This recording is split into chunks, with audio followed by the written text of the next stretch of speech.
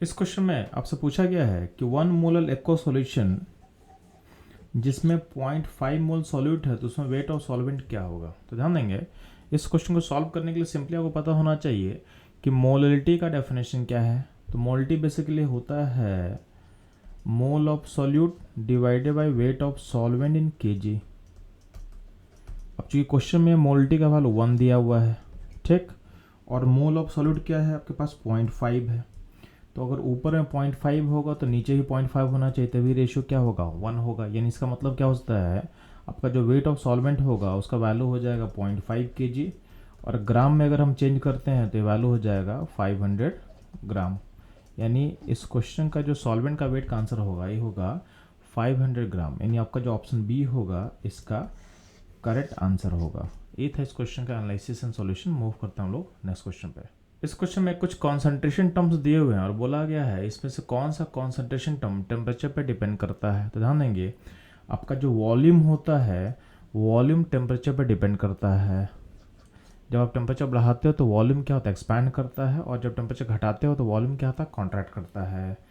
तो जिस concentration term में वॉल्यूम का टर्म इन्वॉल्व होगा वो टेम्परेचर पे डिपेंड करेगा। तो इन गिवन ऑप्शन में से आपका जो मोलैरिटी है, मोलरिटी क्या होता है, तो mole of solute divided by volume of solution in litre. तो कहीं ना कहीं इस कॉन्सेंट्रेशन टर्म में आपका वॉल्यूम इन्वॉल्व है जो टेम्परेचर पर डिपेंड करता है, तो आपका जो मोलरिटी होगा वो भी टेम्परेचर पे डिपेंड करेगा। तो इस क्वेश्चन का जो करेक्ट आंसर होगा ये होगा ऑप्शन ए। बाकी सारे फैक्टर को आप देखोगे, यानी जो भी कॉन्सेंट्रेशन टर्म दिए हुए हैं, मोल फ्रैक्शन, तो मोल फ्रैक्शन या वेट परसेंटेज या मोलरिटी, यहाँ पे कहीं भी आपका वॉल्यूम का टर्म इन्वॉल्व नहीं है, तो ये सारे टेम्परेचर इंडिपेंडेंट होंगे। तो ये था इस क्वेश्चन का करेक्ट आंसर एनालिसिस। मूव करते हैं हम लोग नेक्स्ट क्वेश्चन पे। इस क्वेश्चन में आपसे पूछा गया है मोल फ्रैक्शन ऑफ सॉल्यूट और गिवन दिया हुआ है कि सॉल्यूशन का मोलरिटी 1 मोलर है। तो ध्यान देंगे, आपके पास 1 मोलर एक्वा सॉल्यूशन है, तो आप एज्यूम क्या करोगे कि अगर वेट ऑफ सॉल्वेंट जो कि वाटर है उसका अमाउंट को अगर हम मान लेते हैं 1 kg, तो चूँकि मोलरिटी 1 दिया हुआ है तो उस केस में आपका जो मोल ऑफ सॉल्यूट होगा वो कितना निकल के आ जाएगा 1 आ जाएगा। ठीक है, अब मेरे को इस सॉल्यूट का मोल फ्रैक्शन पता करना है। तो सॉल्वेंट क्या आपके पास वाटर है, वाटर का आपके पास 1 kg आप मान चुके हो, यानी आपका जो ग्राम में इसका वेट होगा ये होगा 1000 ग्राम होगा। अब अगर आपको सॉल्यूट का मोल फ्रैक्शन निकालना है तो आपको क्या करना है, उसके मोल को डिवाइड करना है टोटल मोल से। तो आपके सिस्टम में सॉल्यूट का मोल 1 आपके पास है, आपको निकालना है सॉल्वेंट का मोल कितना होगा। तो सॉल्वेंट का वेट निकाल चुके हैं, सॉल्वेंट का वेट कितना आपके पास है, सॉल्वेंट यहाँ पे वाटर है जिसका वेट है आप मान चुके हैं 1000 ग्राम। इसको पहले आप मोल में कन्वर्ट कर लो ना, तो सॉल्वेंट का मोल कितना निकलेगा, तो 1000/18 कर देंगे, वाटर के मोल से डिवाइड कर देंगे तो वैल्यू निकल के आ जाएगा 55.55। आपको निकालना है सॉल्यूट का मोल फ्रैक्शन। तो मोल फ्रैक्शन कैसे निकलेगा, तो सॉल्यूट का मोल जो कि 1 है डिवाइडेड बाय टोटल मोल जो हो जाएगा 56.55, यानी वाटर का मोल प्लस सॉल्यूट का मोल ये सम कर लोगे आप, यानी आपको रेशियो निकालना है 1/56.55 का, जो कि वैल्यू निकल के आ जाता है 0.0177 ऐसा कुछ आएगा। यानी आपका जो ऑप्शन सी है ये होगा इस क्वेश्चन का करेक्ट आंसर। ये था इस क्वेश्चन का सॉल्यूशन एनालिसिस। मूव करते हैं हम लोग नेक्स्ट क्वेश्चन पे। इस क्वेश्चन में कॉन्सेंट्रेटेड नाइट्रिक एसिड का सॉल्यूशन लिया हुआ है जिसमें 70% आपके पास नाइट्रिक एसिड है। तो आपके पास जो सॉल्यूशन है, सॉल्यूशन में 30% क्या होगा आपका वाटर होगा, बचा हुआ 70% क्या होगा आपका पास नाइट्रिक एसिड है। अब बोला गया है इस सॉल्यूशन का आप कितना अमाउंट लोगे to prepare 250 ml of 2 molar nitric acid का सॉल्यूशन। तो सबसे पहले क्या काम करेंगे, आप यहाँ पे पता कर लो कि आपका नाइट्रिक एसिड का एक्चुअल मोल क्या है। तो ध्यान देंगे आपके पास वॉल्यूम है और मोरिटी है, तो वॉल्यूम को चेंज कर देंगे लीटर में।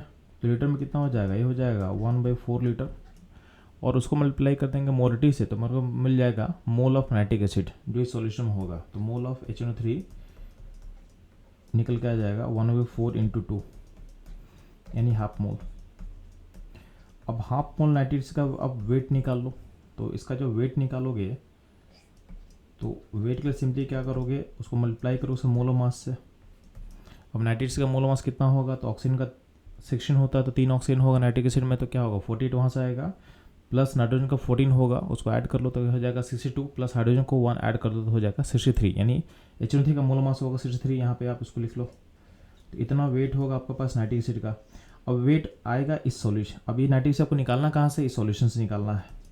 तो आप एज्यूम करोगे कि आपके सॉल्यूशन में नाइट्रिक एसिड प्योर फॉर्म में नहीं है, उसमें वाटर भी इसमें एडेड है। तो आप एज्यूम कर लो कि आपका जो सॉल्यूशन जो यहाँ से आप लेने वाले हो उसका वेट को W ग्राम मान लो, ठीक है। तो अगर आप W ग्राम मानते हो तो W का जो 70% होना चाहिए वो होना चाहिए नाइट्रिक एसिड का एक्चुअल वेट, जो कि हम ऑलरेडी निकाल चुके हैं। इसको आप इक्वेट कर दोगे, हाफ इंटू 63 से। अब इसको सॉल्व करो तो वेट W जो निकालना है उसका 70% मतलब 70/100 करेंगे हम लोग, इक्वल टू क्या होगा, हाफ इंटू 63। अब इसको आपको सॉल्व करना है बेसिकली, तो आप क्या करो यहाँ से कैंसिल कर लेंगे इसको, ठीक। 1 0 कैंसिल करने के बाद क्या होगा, W कैसे निकलेगा, तो हाफ इंटू 63 इंटू 10/7 कर लिए। 7 से कितने बार कटेगा, 9 टाइम से कटेगा, तो ऊपर हो जाएगा 90/2, ये हो जाएगा 45 ग्राम। यानी आपका जो सॉल्यूशन का वेट होगा, यानी जो कॉन्सेंट्रेटेड एसिड है उसका वेट रिक्वायर होगा 45 gram to prepare 250 ml of 2 molar nitric acid. यानी आपका जो करेक्ट आंसर होगा इस क्वेश्चन का होगा ऑप्शन सी। तो ये था इस क्वेश्चन का एनालिसिस। मूव करते हैं हम लोग नेक्स्ट क्वेश्चन पे। बच्चों इस क्वेश्चन बोला गया है कि एज ए एंटी फ्रीज आप ऑटोमोबाइल के रेडिएटर में कौन सा कंपाउंड यूज करोगे। तो ध्यान देना, आपके वाटर के बॉइलिंग पॉइंट को लोअर करने के लिए हम इसमें ऐड करते हैं ग्लाइकोल। अब इस ग्लाइकोल नॉर्मली यूज किया जाता है इथिलीन ग्लाइकोल के लिए, ठीक है। अब इसका लॉजिक ये होता है कि जो कोल्ड कंट्री है जहाँ टेम्परेचर बिलो 0 जा सकता है, वहाँ पे अगर हम इसको यूज़ नहीं करेंगे तो हमारा जो रेडिएटर में वाटर है फ्रीज कर जाएगा और हमारे व्हीकल को डैमेज कर देगा। तो हमारे फ्रीजिंग पॉइंट को बिलो करने के लिए इसको हम ऐड करेंगे ताकि हमारे रेडिएटर में कोई डैमेज ना हो। तो यही था इस क्वेश्चन का सॉल्यूशन। तो बच्चों लोग मूव करते हैं हम लोग नेक्स्ट क्वेश्चन पे। इस क्वेश्चन में आपके सामने कॉन्सेंट्रेटेड H2SO4 का एक सॉल्यूशन दिया हुआ है जिसमें बोला हुआ है कि 98% H2SO4 बाई मास इसमें है, रिमेनिंग अमाउंट होगा वाटर का। यानी H2SO4 का अमाउंट है 98%, रिमेनिंग होगा आपका वाटर, ठीक। अब इस सॉल्यूशन का आप कितना वॉल्यूम लोगे जिसका यूज करके, जिसमें अगर आप वाटर एक्स्ट्रा ऐड करते हो तो आप बना सकते हो 1 लीटर का सॉल्यूशन जिसका मोरिटी होगा 0.1 मोलर, ठीक है। तो सबसे पहला काम क्या करेंगे, जो आपके पास 1 लीटर का सॉल्यूशन जो आप बनाने वाले हो उसमें कितना मोल होगा H2SO4 का वो निकाल लो। तो मोल सिंपली कैसे निकलेगा, तो मोल निकलने वाला है, सिंपली क्या करोगे, वॉल्यूम को मल्टीप्लाई कर दोगे उसके मोरिटी से, यानी 1 × 0.1, तो आपका मोल ऑफ H2SO4 निकल के आ जाएगा 0.1 मोल।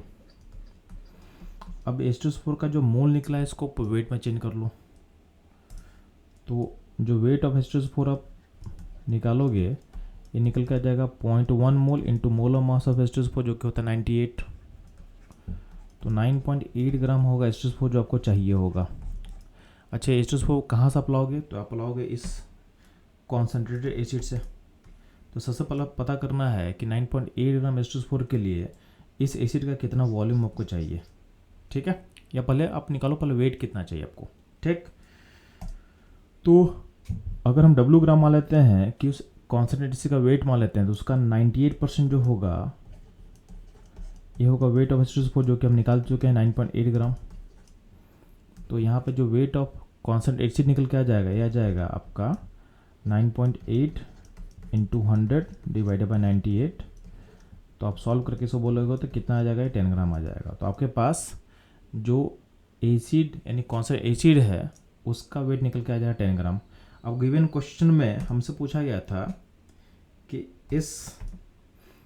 इसका आपको वॉल्यूम पता करना है और इस सॉल्यूशन का डेंसिटी दिया हुआ है 1.8 ग्राम पर ml। तो सिंपली क्या करेंगे, आप उसका वेट निकाल चुके हो, वॉल्यूम के लिए क्या करेंगे, उसके वेट को डिवाइड कर दो डेंसिटी से जो कि 1.8 दिया हुआ है, तो आपका आंसर जो ml में निकलेगा ये निकलेगा 55.55 ml। तो कॉन्सनट्रेट एसिड का जो वॉल्यूम रिक्वायर्ड होगा टू प्रिपेयर गिवन सॉल्यूशन, ये निकल के आ जाएगा 55.55, यानी आपका जो ऑप्शन सी होगा ये होगा इस क्वेश्चन का करेक्ट आंसर। ये था इस क्वेश्चन का सॉल्यूशन एनालिसिस। मूव करते हम लोग नेक्स्ट क्वेश्चन पे। इस क्वेश्चन में आपसे पूछा गया है कि मोल फ्रैक्शन ऑफ सॉल्यूट पता करना है इन 1 मोलर एक्वा सॉल्यूशन। तो ध्यान देना, चूंकि आपके पास मोल्टी दिया हुआ है 1, ठीक, तो हम लोग क्या करेंगे, वेट ऑफ सॉल्वेंट को अगर 1 kg मानते हैं तो उस केस में आपका मोल ऑफ सॉल्यूट कितना निकलेगा, 1 निकल के आ जाएगा। ठीक, अब क्या है कि चूंकि आपका एक्वा सॉल्यूशन है तो सॉल्वेंट क्या होगा, वाटर होगा। सॉल्वेंट क्या होगा, वाटर होगा।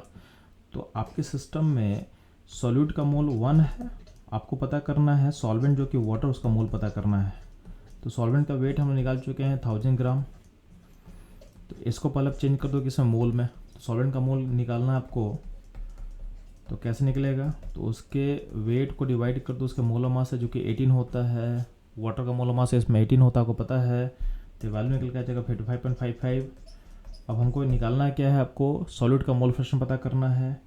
तो मोल फ्रैक्शन सॉल्यूट का कैसे पता करेंगे, तो सिंपली है उसका मोल जो कि 1 दिया है divided by total mole. Total mole में क्या होगा, आपका सॉल्वेंट का मोल यानी 55.55 प्लस सॉल्यूट का मोल जो कि 1 है, इसको आप कैलकुलेशन कर लो तो हो जाएगा 1/56.55 और ये वैल्यू निकल के आ जाएगा 0.0177, जो नियरेस्ट आप बोल सकते हो 0.018 के आसपास आएगा।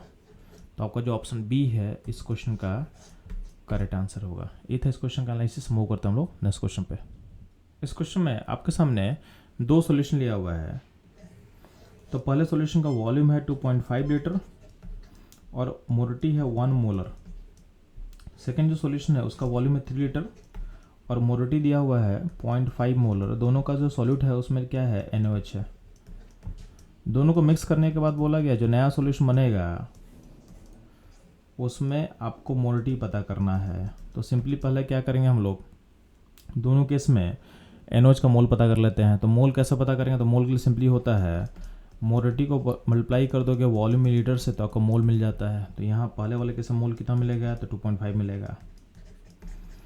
ठीक है, जो सेकंड सॉल्यूशन उसमें मोल कितना मिलेगा, तो मोल के लिए सिंपली 3 को मल्टीप्लाई करो 0.5 से तो वैल्यू आ जाएगा 1.5।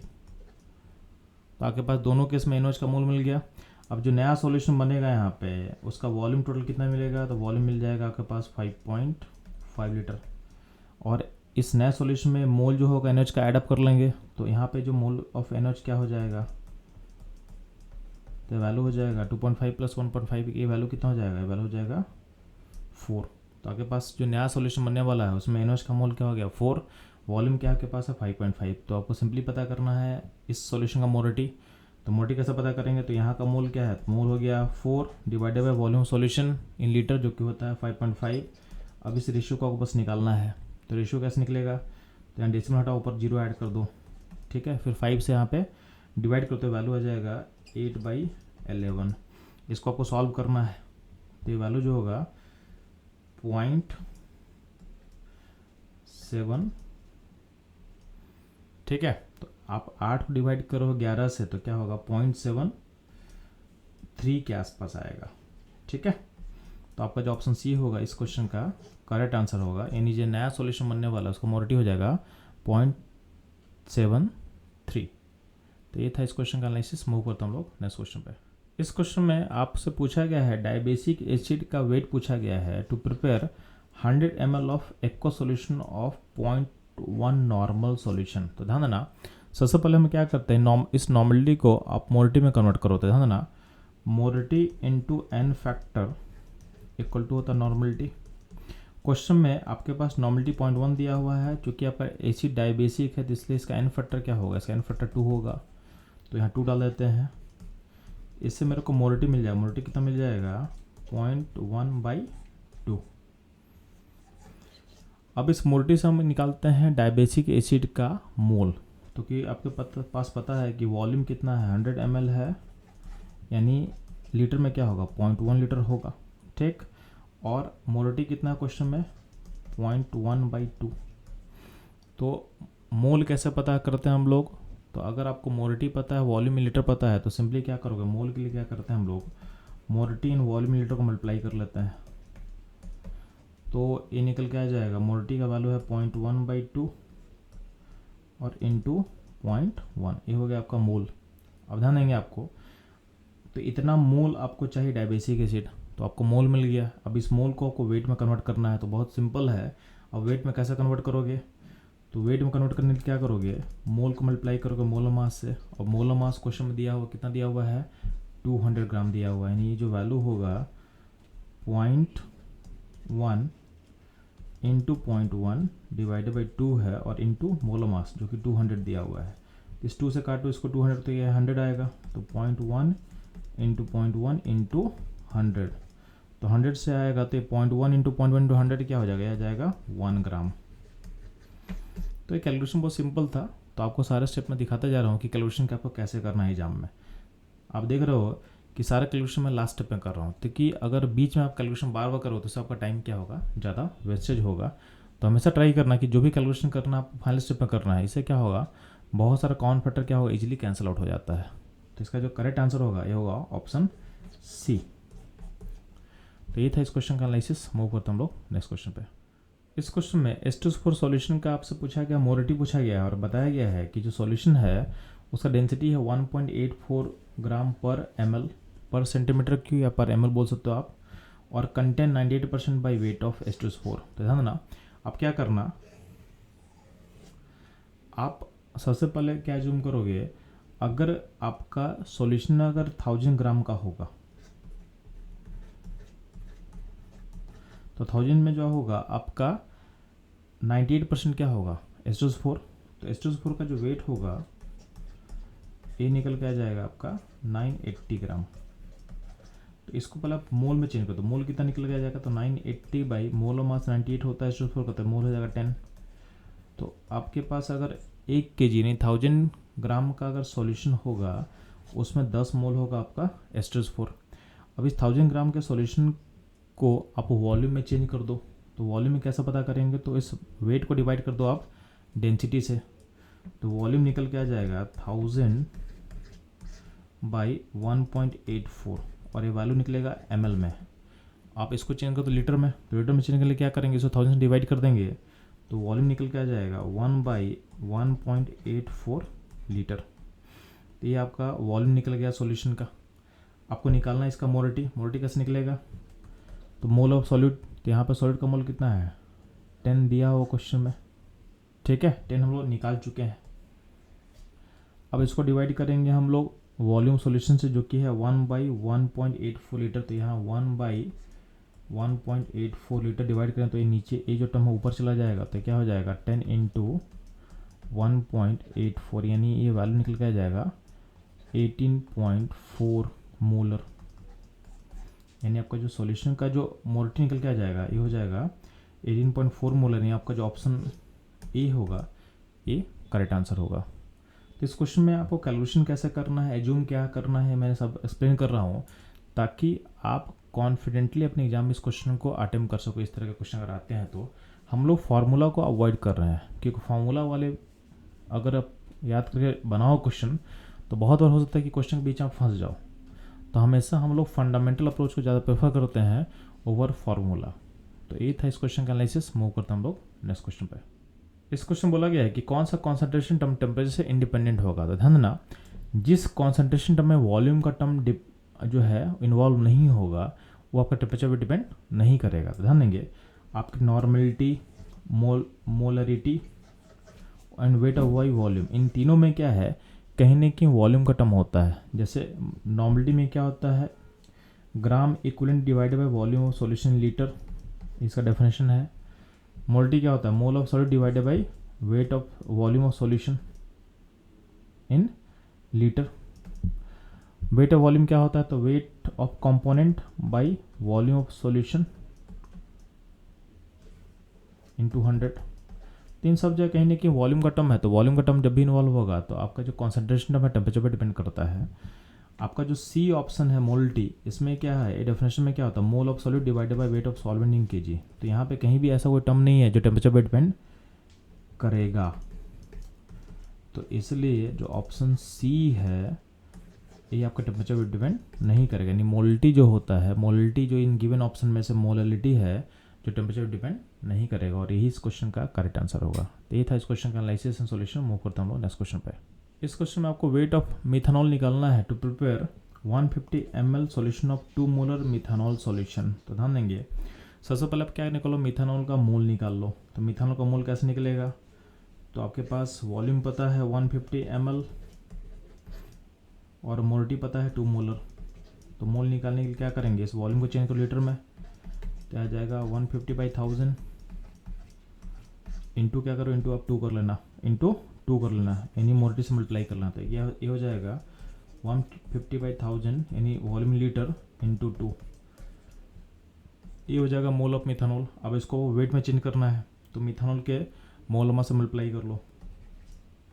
तो वेट ऑफ मिथानॉल कैसे होगा, तो 150/1000 into 2 into molar mass of methanol. तो मिथानॉल का मोलर मास कैसे निकलेगा बच्चे लोग, तो मिथानॉल में आप देखोगे एक कार्बन है, ठीक है, जिसका मोलर मास होगा 12, एक ऑक्सीजन होगा और 4 हाइड्रोजन होगा।